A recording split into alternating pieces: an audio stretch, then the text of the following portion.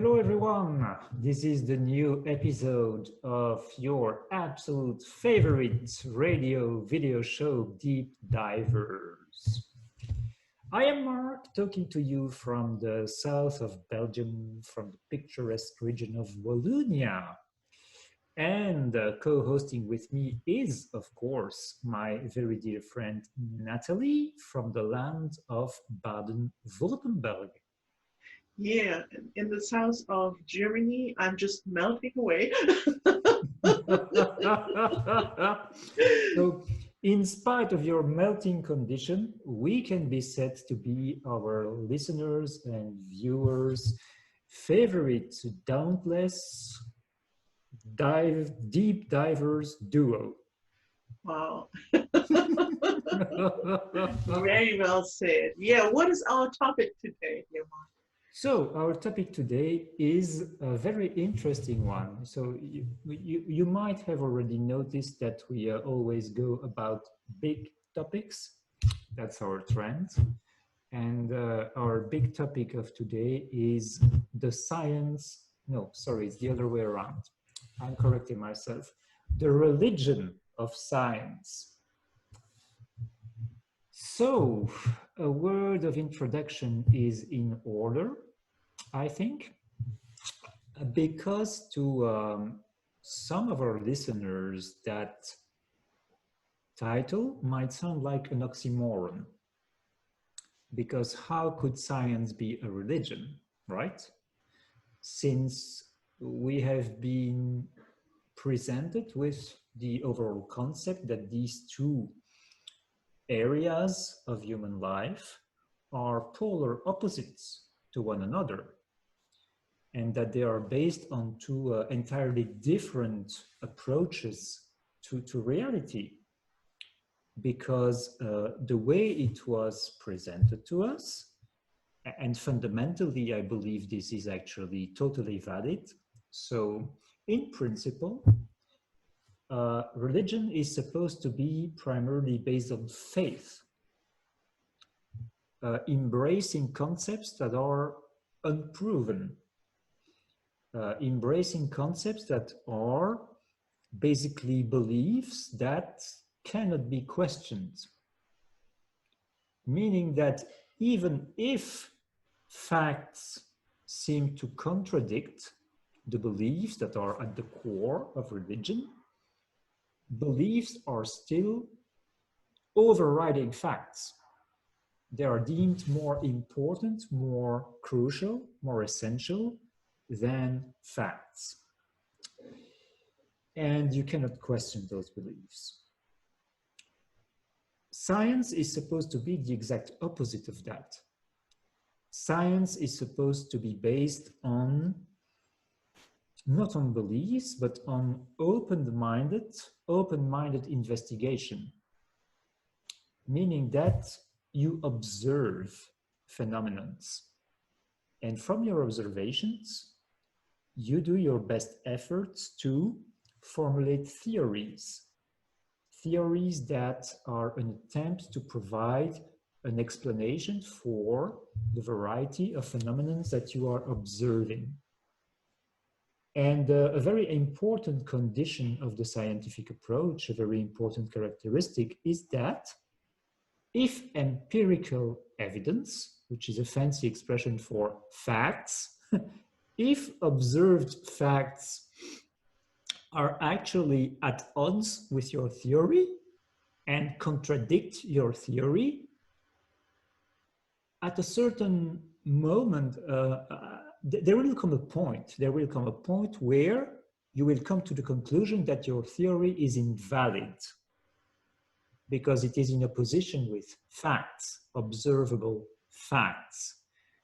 And when that is the case, the scientific approach is supposed to drop the theory that has proven to be inadequate and insufficient, and then try to formulate another theory that offers a more compelling explanation for the observed facts. So normally, if you are really sticking to the scientific approach, you hold very lightly to your theories, because the theory of today might be become obsolete tomorrow, and you would have to drop it. Okay, that is how science is supposed to work. Unfortunately, it has very often not been the case. There were times in history where science was officially subordinate to belief. Science didn't have the right to contradict the beliefs that were edicted by religious authorities. Science just was not allowed to go there. And according to the official narrative of history, we have gone beyond that period in time. Science has freed itself from the tyranny of religious authority, and now science can go wherever it wants. Is that the case? Very good question, Natalie. I'm so glad you asked. Well, there's been an evolution in the practice of science, and I would say mainly since the end of the 19th century, beginning of the 20th century, where science has become, in fact, more and more expensive.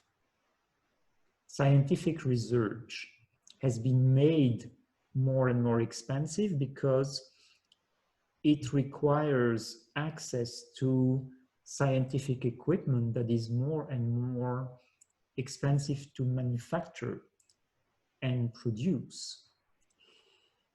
And that is a very, very big problem, because when that happens, you introduce in the scientific field, in the practice of science, a hugely problematic factor that is big money. If you are a scientist and you cannot function without big money, you become very vulnerable.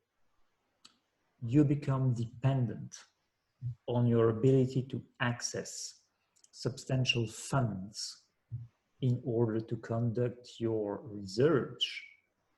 Not only to conduct your research, but to have what in our society is called a career. And at the end of the day, it even conditions your ability to earn a salary, to have an income, which can be a direct threat to your ability to function in society at all.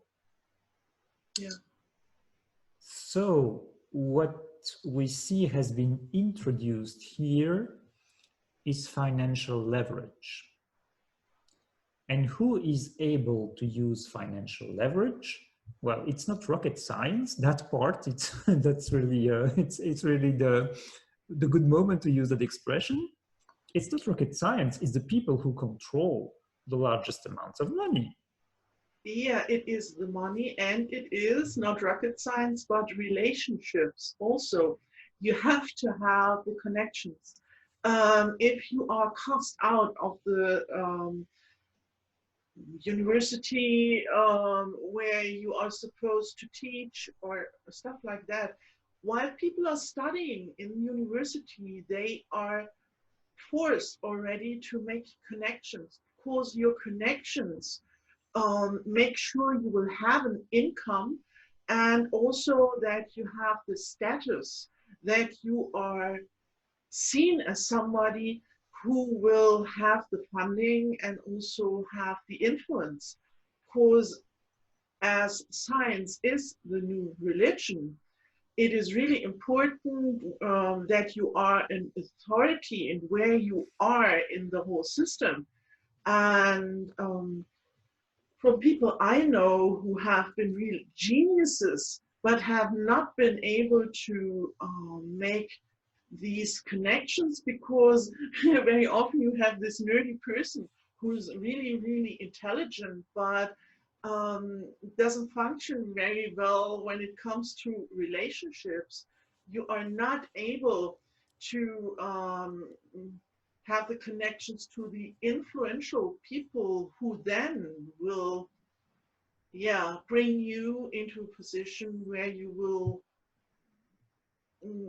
have the position to get the money that you need just for your personal survival, but then also for the equipment, yeah, that, as you said, is really costly. And if you don't have that, so you need both. You need the influential people for the connection and the reputation, that they will, that your articles will be in the literature of the influential publications that is needed. So you have to make yourself a name, and you need the money. You need both, and they go hand in hand. So it's like in the old days in the church, yeah, where you are up in the ranks, that you're seen as an authority. And if you get the money from Rome, for example, for building your church.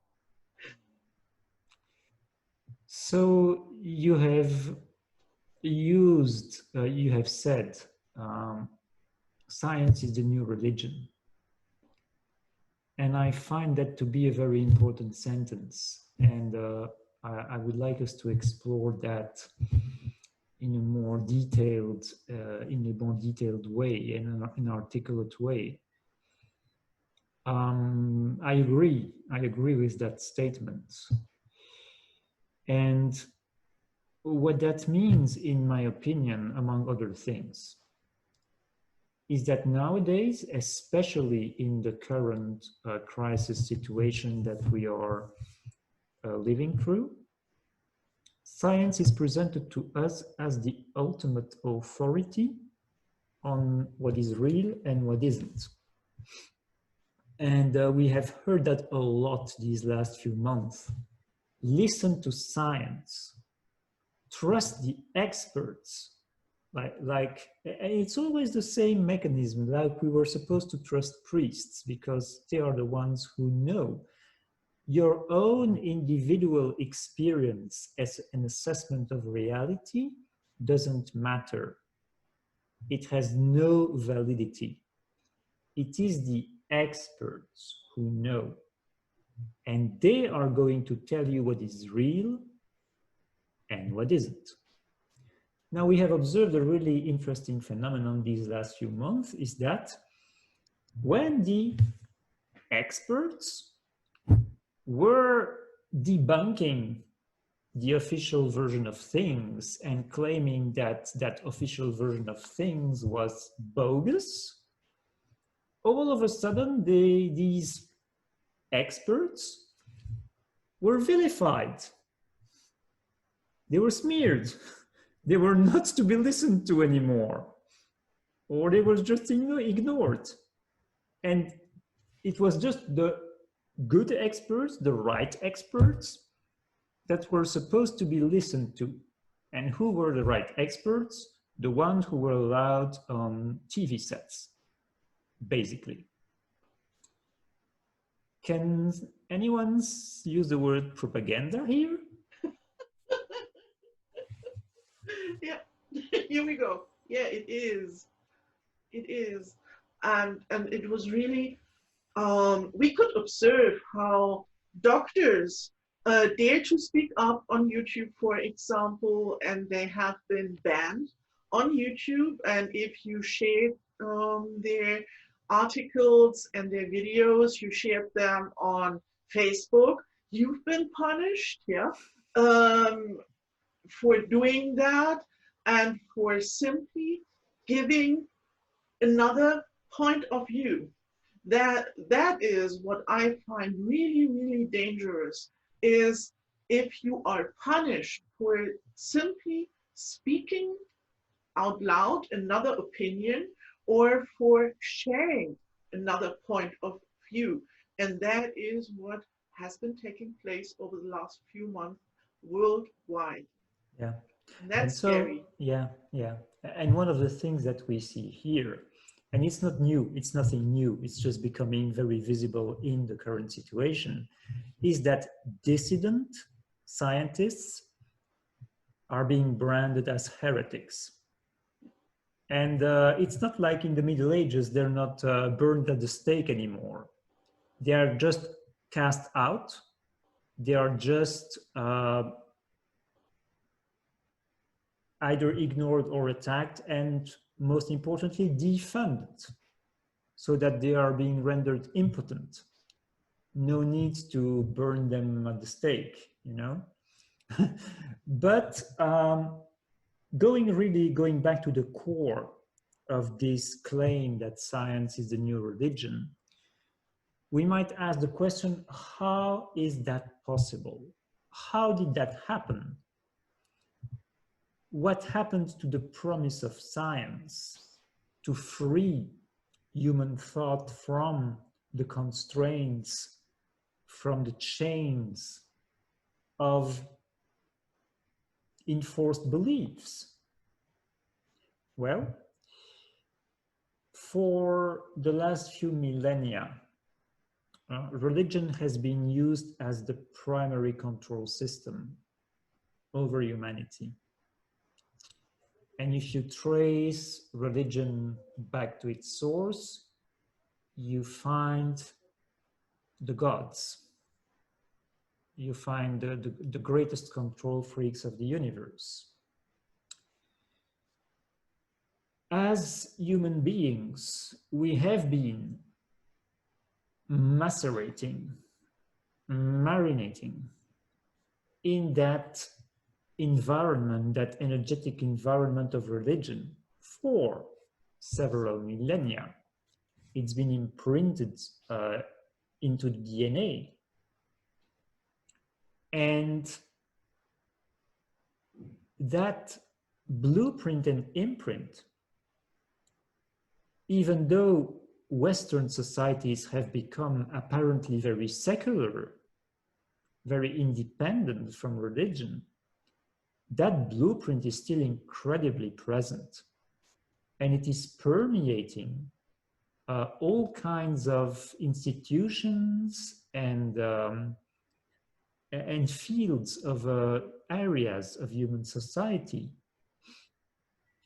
For instance, our political system is still very religious in nature.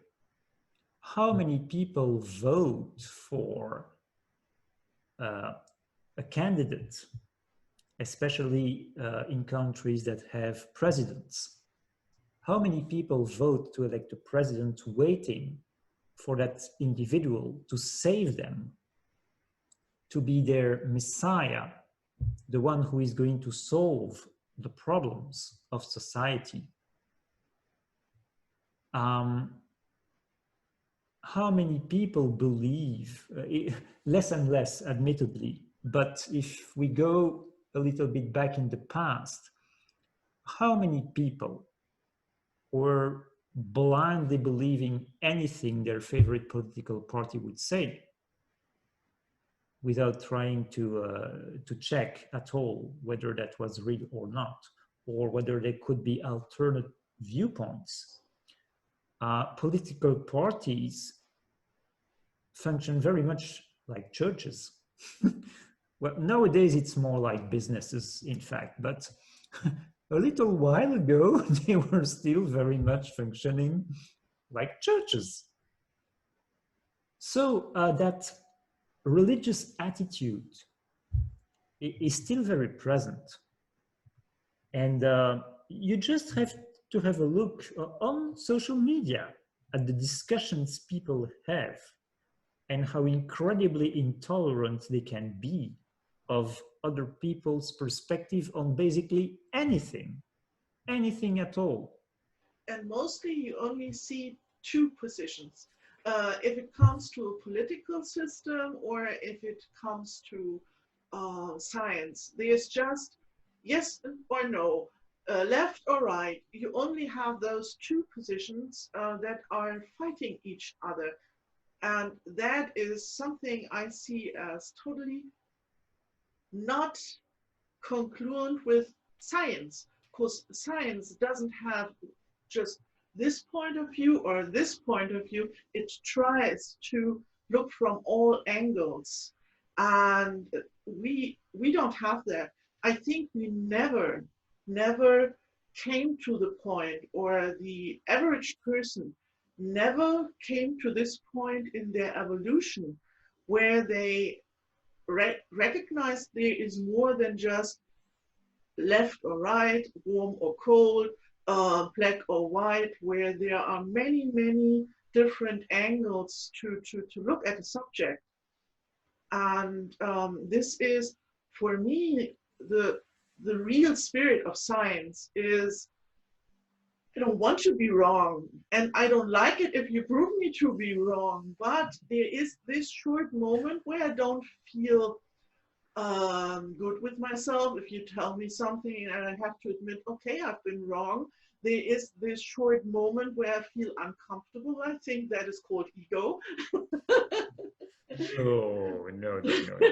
But then what then happens is really important for me. Science is actually has to do with character. Real scientist needs character, because he will go through this moment of inconvenient emotion, because his longing to know more and to know the truth has to be greater than his ego.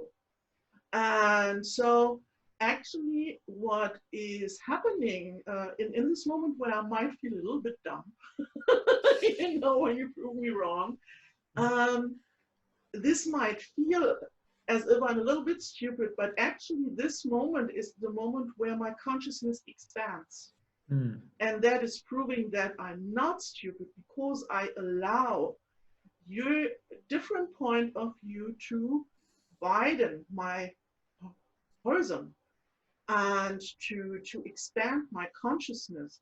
And that is why I think it is actually a matter of consciousness and character if a scientist is a real scientist, because mostly they simply cling to their belief and to their ego and their status, and are not willing to look at things from a different angle and to question themselves. Real scientists always questions the own theories, from my point of view. Yeah, I totally agree with that. I totally agree, and well, I don't have another perspective to offer on that one. I'm sorry, so I can't expand your consciousness on that one. But that an aspect of that huge credit that is being offered to science and scientists these days is based on that actually pretty naive perception that science exists in a kind of island that is separated from the rest of society, and that science only deals in a kind of chemically pure realm of investigation. And could we please remember that scientists are members of society, and that, as we mentioned, they have interactions, really crucial interactions with the world of money, for instance, and that they can be driven by their own ambitions and their own desire to content mommy and daddy and not disappoint mommy and daddy with becoming a dissident and an outcast, for instance. Could we maybe remember these basic facts about human beings and the way they tend to function? So what I would like to do now is to focus on a specific area of science, because it is the one that we are confronted with in the most acute way at the moment. It is the field of medicine, of course. So since we are currently witnessing the enforcement of a new brand of medical dictatorship, it might be interesting to check to what extent the kind of medicine that is presented to us is actually passing the test of scientific criteria. Are you daring to check the fact checkers? Well, the fact checkers check medical doctors where they're not in agreement with the narrative. So fact checkers are very bold themselves, apparently, because they are out experting the experts when it suits them. but I really want to have a look in the first place at what is arguably the core element of modern scientific medicine, or what we call that, which is the germ theory, right? That's a good one. That is such a strongly ingrained part of everyone's worldview these days, almost everyone, that you have a large number of diseases that are called infectious diseases that are caused by microbes. And since these microbes are being propagated, these diseases can be transmitted from one person to another. And in order to prevent that, you better wear masks. If you're a good person, at least, if you're a responsible citizen. So where did that germ theory come from? And how was it confirmed by experiments and empirical evidence? Well, the germ theory has actually a pretty long story, because usually we think it started with Louis Pasteur in France and Robert Koch in Germany. That's interesting, actually. It's like an interesting little embryo of the European Union, somehow. But they might have been wrong anyways. Although they spoke our language. Yeah. Yeah. So Pasteur, interesting character, that one. One of the saint heroes of modern scientific medicine. You know, it has its little pedestal that you're supposed to prostrate yourself at. There's a German saying, "Gods in white" to doctors. We call them gods in white. Do you have a saying like that in, no, we don't. in French? No. Yeah, they call them, yeah, our gods in white. What has a little bit of an ironic, you know? Yeah. I would imagine. So, in fact, he wasn't even a medically trained expert. He was a chemist. Pasteur was a chemist, and he wasn't the first one, as I said, to have pushed that germ theory, but it's with him that it really took root. And that has a lot to do with his personality, because he was a really ambitious man, and he was definitely a schemer.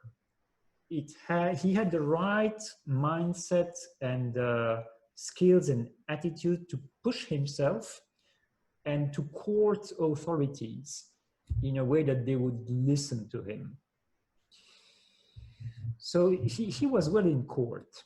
He was well in court with authorities. For instance, he was listened to by Emperor Napoleon III in France, and his wife, the Empress. So the thing is also, unfortunately, he was a bit of a crook. And doctors might try to burn me at the stake for preferring such blasphemous assertion.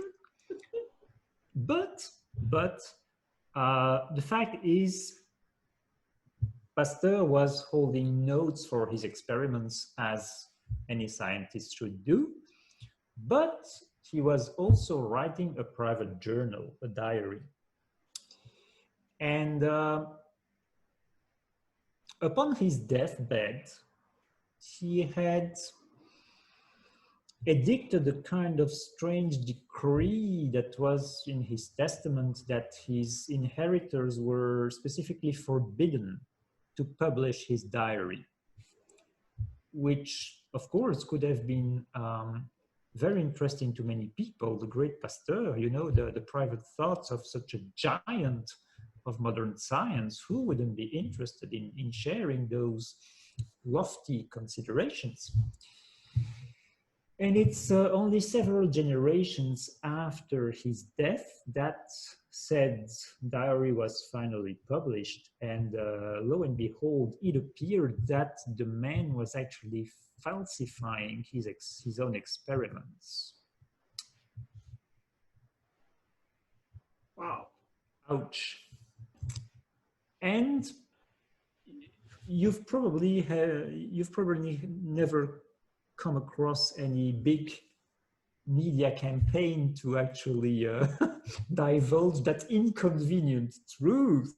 Hello, Al Gore, to the world. Yeah, because this huge house of cards is standing on that theory, and we have this when it comes to history, we have this in medicine. If you take away one of the foundations, the whole house of cards comes down, and so they won't dare touch that. Yeah. Now, speaking of House of Cards, I've just focused on Pasteur, and I don't want to make German people jealous. So now let's have a look at Dr. Robert Koch. Tell me. Well, Dr. Robert Koch proposed, edicted, theorized what is still known to this day as the Koch postulates. And there are 4 of them. I'm not going to explain all 4 of them, but these are supposed to be the postulates that must be fulfilled in order for a specific germ, which is a microbe, you know, to be considered responsible of a specific disease. And the first postulate, which is really a common sense rule that he edicted. I'm using the word edict because these people are such authorities, you know, scientific authorities, that you can really speak of edict. So postulate number 1, for a microbe to be considered responsible of a specific disease, that microbe has to be present in all people who are displaying the symptoms of that disease. You have to find that very same microbe. And the complementary opposite of that, all people who have the microbe in their body must have the symptoms of the disease.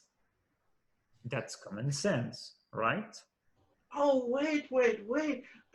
This coronavirus, aren't there all those people having the virus and no symptoms at all?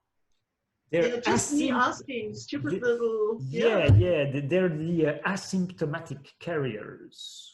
Oh. Those who tend to think of themselves as invulnerable and tend to act in very irresponsible and selfish ways because they don't care whether they propagate the evil virus or not. Yeah, but if they have to have those symptoms to have, it's not working. Well, that's the problem, Natalie. That's the problem because, let's be clear here, There is not one single infectious disease that has satisfied to the criteria of the first postulate of Koch. Not a single one. It is very common for people to have an infectious disease and you cannot find the pathogen that is supposed to cause it in their body. And it is also very common to have people who have that pathogen in their body who don't display any of the symptoms that are supposed to be caused by that pathogen. Yeah, and that should make people think. Well, that should make people, medical people, say these Koch postulates, they don't work. Yeah.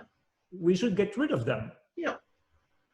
Instead, what we see happening, and that's just one example, you know, because really, I've been reading a very, very interesting and very thick book, over 700 pages of small characters by these two researchers, Dawn Lester and David Parker. And the book is called What Really Makes You Ill: Why Everything You Thought You Knew About Disease is Wrong. And it is a systematic debunking and dismantling of the germ theory. And they explain with lots of examples and details and scientific articles and scientific books that it's never been proven. Germ theory has never been proven. And not only has it never been proven, but what has been proven is that facts are contradicting the germ theory in an abundance of ways. So if you are a real scientist and you are really adamant on implementing the scientific method, what do you do when a theory doesn't work? When it doesn't match the facts? Well, you ditch the theory. Yeah. Has the germ theory been ditched? Absolutely not. They are clinging to it for dear life. The medical establishment is clinging to it for dear life, as if their very life was depending on it. In certain ways it is, actually, but that is the hallmark of a religious attitude. Yep. When the dogma matters more than the facts, that is the foundation of religion. Hence, again, our conclusion that science has become a religion. Yeah. I have a question, because for a long, long time, I didn't question the germ theory. And me, myself, I'm someone who says, yeah, it's working.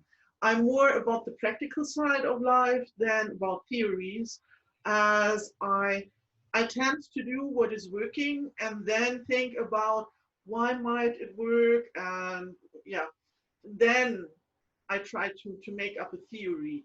But always this might change because my conclusions, they might be wrong, yeah?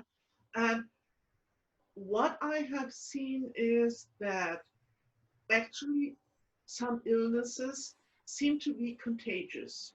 This is something that I could see by observation. I also recognize that they seem to be contagious, but it depends on the person. If the person has a really healthy lifestyle and the person itself is really balanced, and then the person is able to fight it or balance it out, or however you want to put it. And me, myself, for example, I was somebody who always has been struggling with cold. Every winter, I catch myself a cold for 5 or 6 times in a row, yeah? Until I realized, okay, I have to react soon enough and then give myself lemon, hot lemon with honey and ingwer, and maybe a little bit of rosemary inside of it, and drink that and have a good night's sleep, and everything is fine again. So I realized something like there seem to be things that are contagious, but then when we change the surrounding, then the disease will not be able to overtake our health.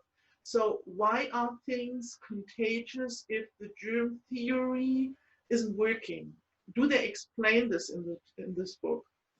They explain it partially, and I believe there is another aspect to that phenomenon. But if we look at things the scientific way, what is contagion? Where is that belief that a disease is contagious? What facts, what observable facts is that based upon? It is based on the fact that in a certain area, multiple people seem to exhibit the same symptoms roughly at the same time.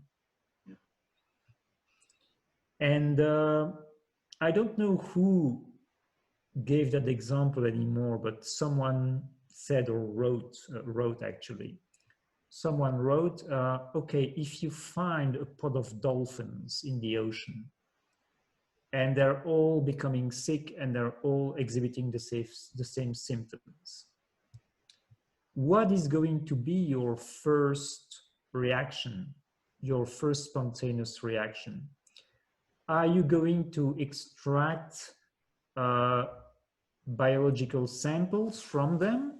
Are you going to culture their cells and trying to isolate germs and genetically profile these germs?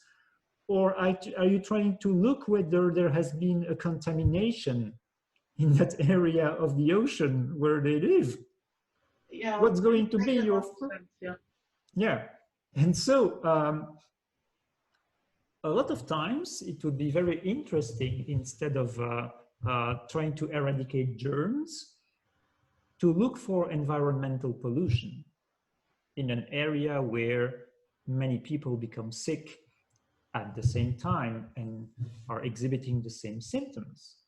So that's one first response to that question.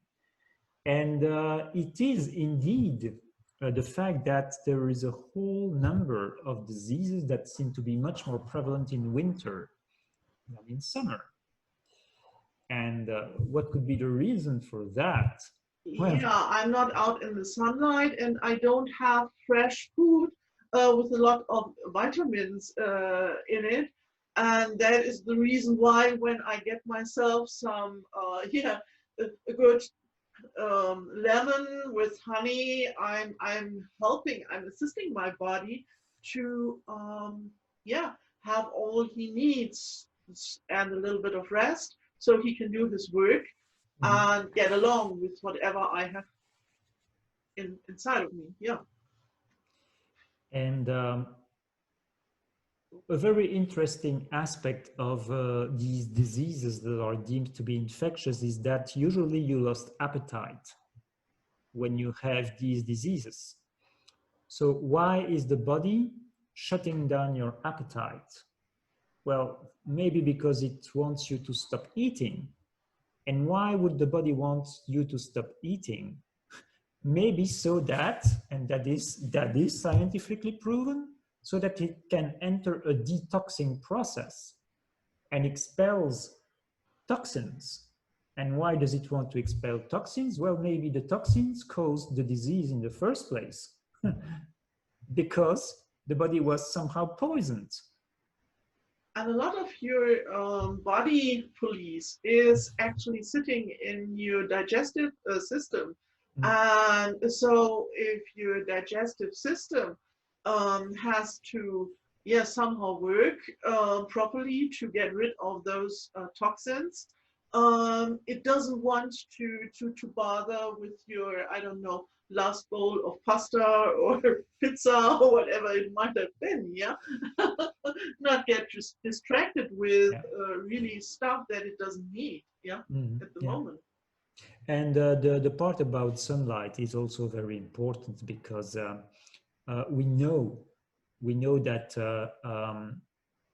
when we get a lot of sunlight, we are much healthier. And so it can be theorized as the sunlight strengthening the immune system. But that is still part. What is the immune system? That term, I believe we shouldn't use that term immune system anymore because it is related with the germ theory. And when you ask really high level immunologists, what they will tell you, well, the ones who are honest, what they will tell you is we don't understand how the immune system functions. We have no idea. It is so complex. There are so parts that we don't understand. We don't know how it functions. Actually, there has been, he's a perfect example. There has been a German professor. His name was Pop, P-O-P-P. And he was born in 1938 in my hometown, Frankfurt. And in the beginning, he was, he was like very much in the scientific community. He was very successful, and then he made a huge mistake. He came up, or he re-observed a theory out of the 20s that had to do with light. And so he is called the father of biophotons. Mm. And he said that light is actually information. And so in food, you have to take in food that has a lot of light in it. And this guy, his career has been totally destroyed. He has been really, financially, he has been really destroyed, and his reputation has been really destroyed. And only he died in 2018, and I think it has been the last 10 years of his life that his theory has been kind of validated, but still it's more the alternative healers that have been looking into it. But actually, it's been proven. It is really, you could measure it. It is the light within your food that is really, really important. And the biophotons, they are really important for your health. Yeah. And a little bit later in this discussion, I would like us to have some focus on that subject of heretics, science heretics, and scientists who are outcasts of their community because they have challenged the dogma. But for now,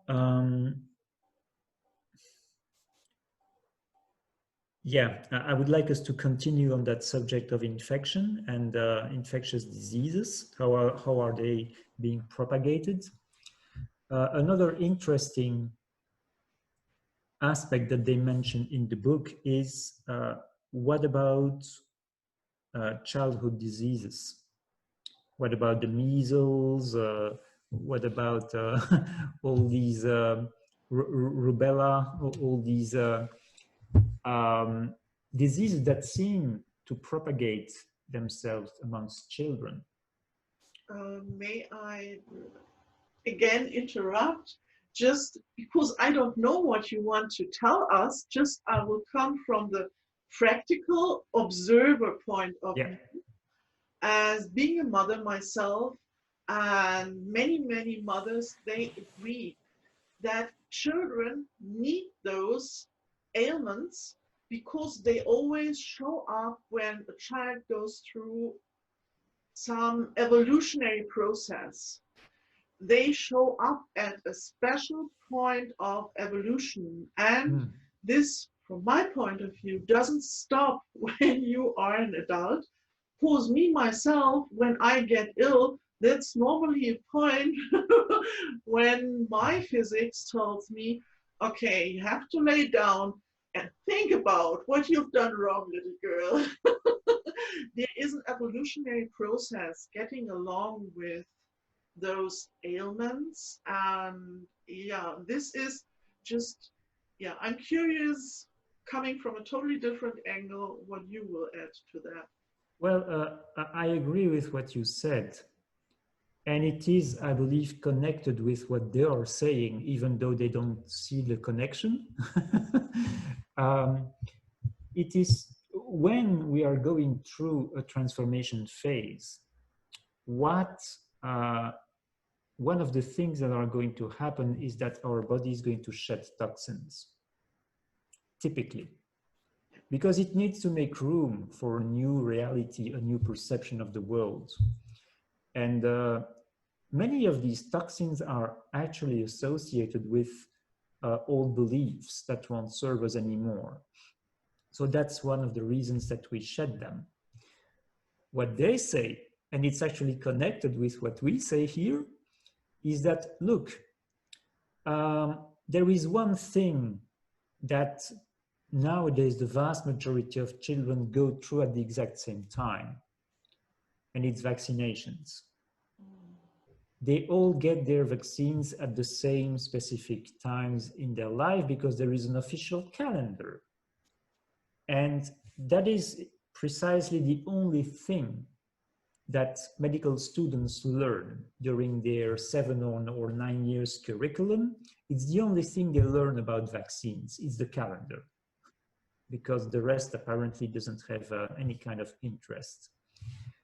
And so what they argue is, all right, so wouldn't it make sense that also around the same age, their bodies are trying to get rid of all the toxic material they were injected with, which is why many children around the same age are displaying the same symptoms.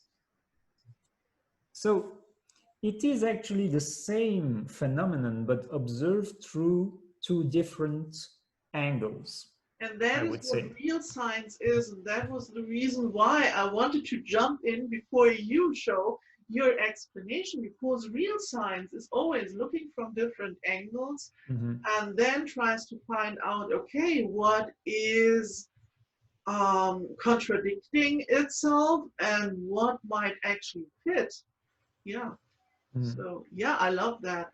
Yeah, there's always a process of detox going along, with that. And so if we look at that other, how would I call it? That other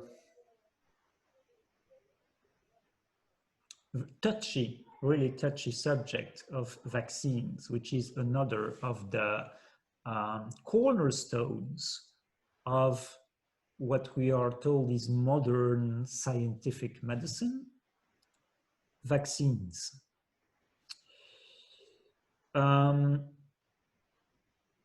They are presented to us by the medical establishment as unquestionable, We hear that expression. That's always a red flag, isn't it? Yeah. You cannot question vaccines. The science is settled is another of these expressions. The science is settled. If the science is settled, why are there hundreds of books written by medical practitioners, thousands of articles published in medical reviews, medical papers, also, of course, by medical practitioners who are denouncing the terrible effects that vaccines are having on human beings and claiming that vaccines don't have a valid basis in science and that their efficiency has never been proved. Actually, I just have to think about a contradiction, because you know, homeopathic, how do you call it in English? Homeopathy? Homeopathy, yes. Yeah, is working with this principle where they bring in a really, really small dose of something with the same symptom into your body to trigger your body to heal itself. And they question that because it is such a tiny dose that it cannot work. But I know from own experience and observation, it is working, that you can trigger the body by, because it is about information. From my point of view, it is about information. And when you have this information and your body functions properly, then you will try to work with this information and heal itself because you have the ability. Yeah. And in this case, they say it's not valid to give this information, but with vaccines that not have this tiny but a much bigger dose, and then a lot of toxins on top of it, and genetic material and poison, then they say it is functioning. That's not making sense.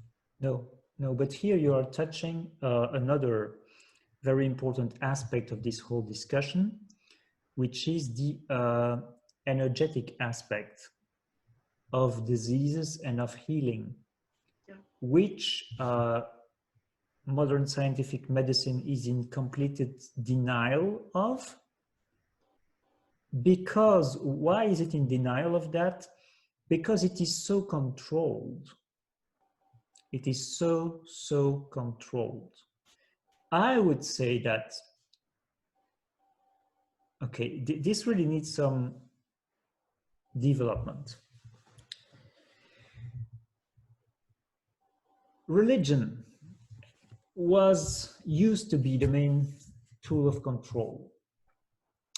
Science has been turned into another type of religion, an avatar, a modern avatar of religion. There always were people who were benefiting from religion, from the kind of perception filter that religion was imposing on people's awareness, mainly the priestly caste, but beyond the priestly caste, entities in more subtle planes. And if you go to the top of the ladder, the gods. I would argue it is the same with the religion of science. The dogma that is being pushed and promoted is used to hide certain aspects of reality, because these hidden aspects benefit the people who are really in control of science, and beyond the people, the beings. If the average human being has no awareness of the energetic foundation of life, they're not going to try and use it to their benefit. Those who are aware of it will use it to their benefit. Those who control these perception filters want to keep what has now become a secret about life. They want to keep that secret for themselves. They want to have exclusive use of it, because that grants them power over the rest of the population who's unaware of the secret. So actually they've been making the real science an occult science. Yep. Yeah, exactly. And if we have a look at the energetic aspect of diseases, I agree with you. It's all about information. So what is being pushed is that the body is chemical in nature. As long as chemical balance is maintained, everything is okay. Already in the 16th century, Paracelsus was promoting that idea that it was about chemical balance. and that you could reinstate that chemical balance using poisons. That's exactly what the pharmaceutical industry is claiming and promoting. You use poisons to reestablish chemical balance. So that's the perception filter. It's all about chemistry. But what is behind chemistry? What is actually triggering the biochemical responses of the body? It is electromagnetism. The body is also electromagnetic in nature. That's why you can measure the activity of the heart or the brain using devices that translates the electromagnetic activity as sinus waves. But there is another level beyond and behind electromagnetism, which is pure information. That's light. Yeah. Light is information. So what I believe is that these supposedly infectious diseases can be propagated in a certain way from one individual to another, not through microbes, not through germs, but through the transmission of information carried by electromagnetic waves that then trigger biochemical reactions. Yeah, because there has to be this resonance. Mm-hmm. As you know, I'm myself an energetic healer, having no idea actually. I don't care about biology or anything like that. It's not how I'm functioning, and I'm focusing on the energetics, and that has very often a side effect on the physical. But my focus is on the energetics because I can sense if the energetics are out of phase, if they're out of balance. And that is, you have some information, and if this person is in resonance with this information, then it catches the imbalance, so to speak. Mm-hmm. Yeah.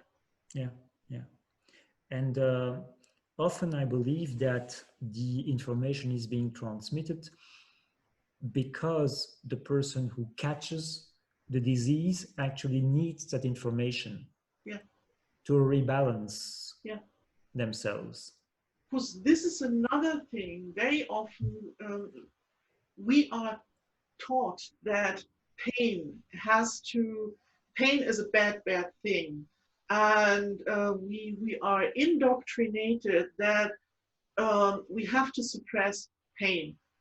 Under all costs, we have to suppress the pain.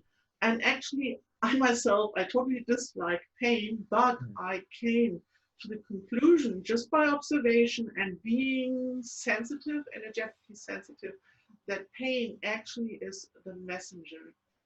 And we have to really appreciate this and get into contact with the message to heal. So if we suppress the pain again and again and again, this topic that wants to balance itself is never addressed in the end and might spread into your body more and more even.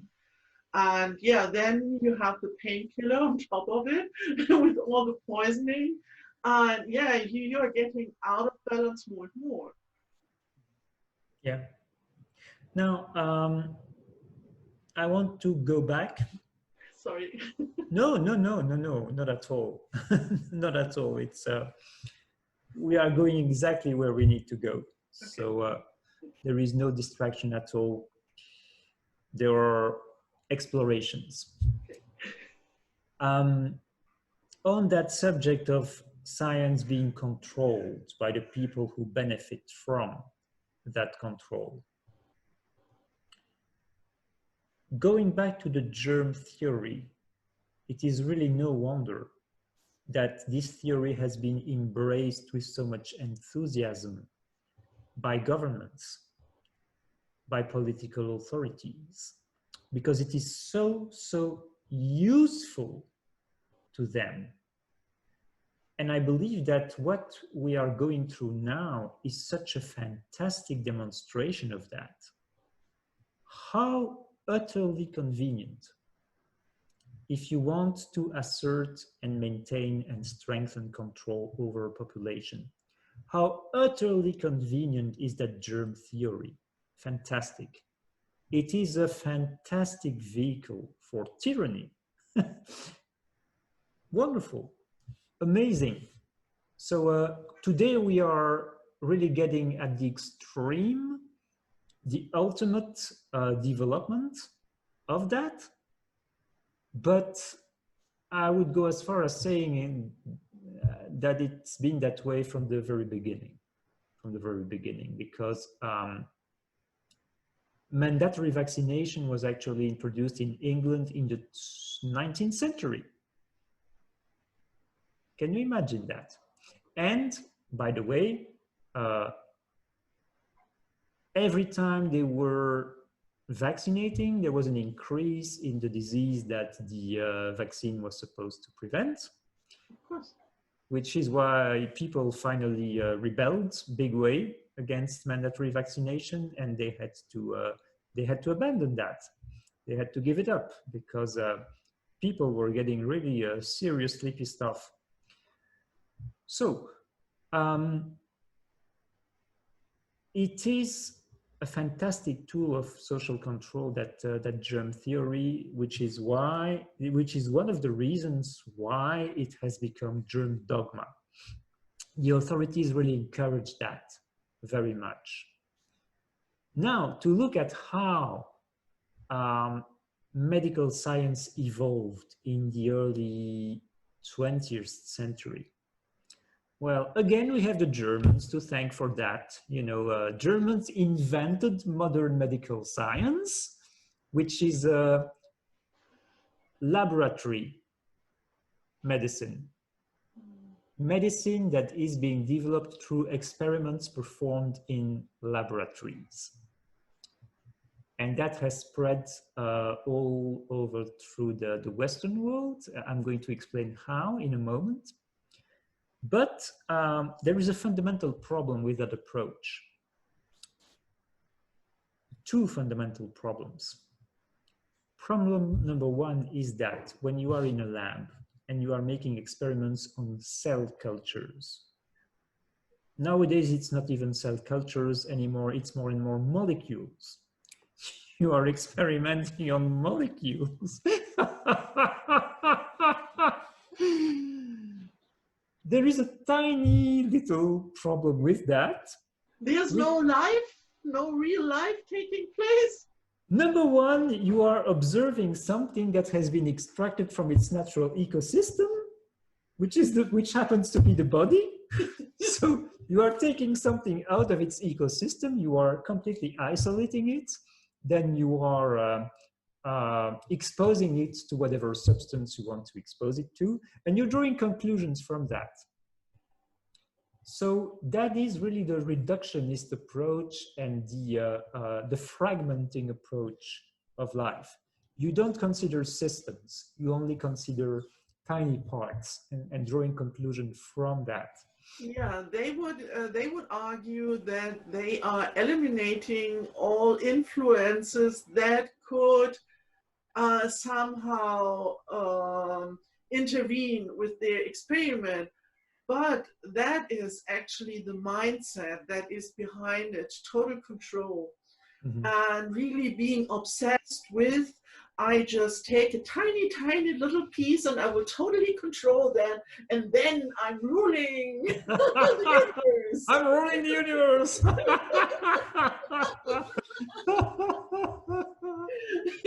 I'm the king of the world. Yeah, that is the mindset behind it. Yeah, yes. It has nothing to do with real life. No. And the other problem with that approach is that in order to prepare these cells or these molecules for the scientific experiments, they use substances that in fact alter, they alter, of course, the way these cells are going to behave because their medium has been altered.